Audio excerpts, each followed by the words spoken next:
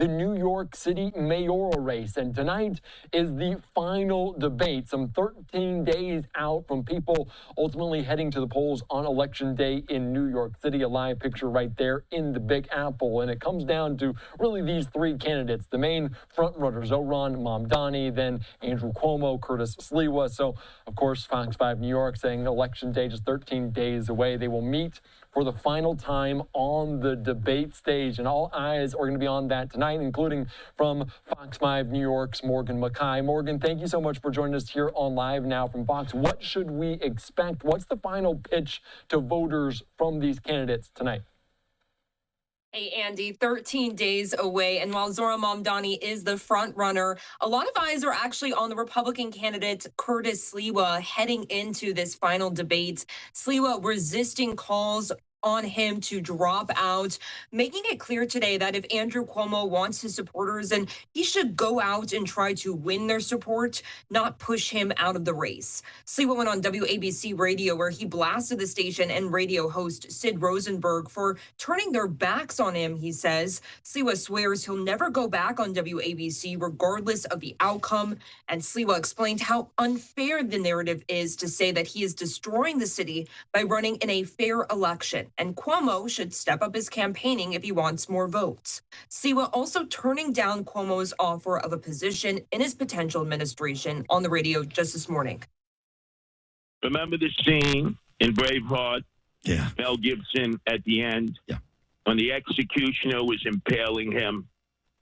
If all of a sudden the executioner would have stopped and I was on that gurney and said, hey, you can work for Mayor Andrew Cuomo, I would say, finish the job, impale me. That will never happen, Sid.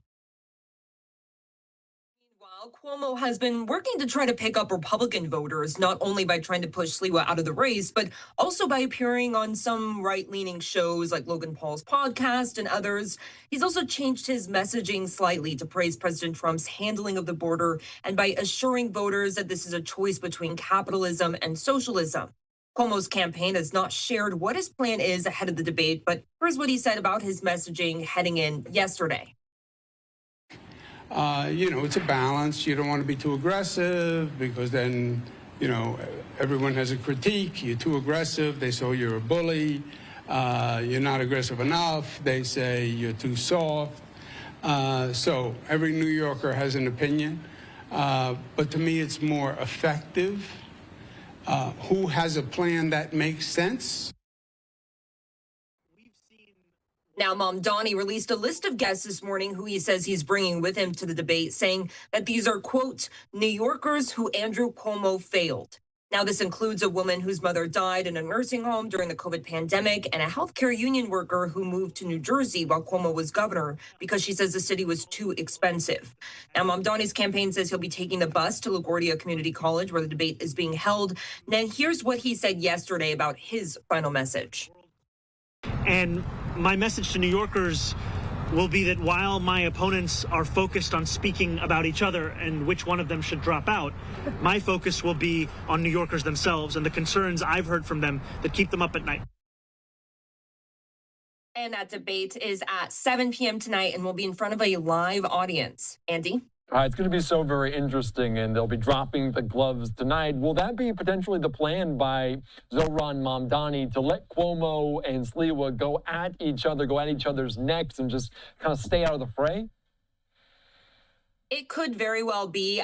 At the same time, though, I do believe that Mamdani is going to be the center of a lot of attacks, especially from Cuomo. Cuomo will likely use many of the similar attacks that he's used in the past, which is saying that Mamdani is inexperienced, saying he's only held one job, which is being a state assemblyman. He has held another job, but he'll probably attack him for that, saying he doesn't have real leadership experience. And then he'll probably also attack him for being a democratic socialist, things that we have heard before from Cuomo. And I'm sure Mamdani is preparing to go back on those attacks. For Mamdani, I'm sure he's also going to be hit by moderators senators on his public safety record and what he plans to do moving forward with that. But Curtis Sliwa, I'm expecting him to also attack Cuomo, but at the same time, I'm also hearing from some people he could be widening up his attacks this time and also trying to hit Mamdani a little bit more closely as well. Yeah, it's going to be interesting to see what we talk about tonight. And it was quite the analogy by Sliwa talking about he'd rather be impaled than join kind of the candidate of Cuomo. And we're just have 13 days left. Even if they did kind of step aside either one, would it make even that much of a difference knowing that early voting starts on Friday? People will head to the polls in 13 days. Well, Sliwa will be on the ballot no matter what, just like Mayor Eric Adams is still technically on the ballot, and another independent candidate, Jim Walden. They both suspended their campaigns, but they are going to still be on the ballot.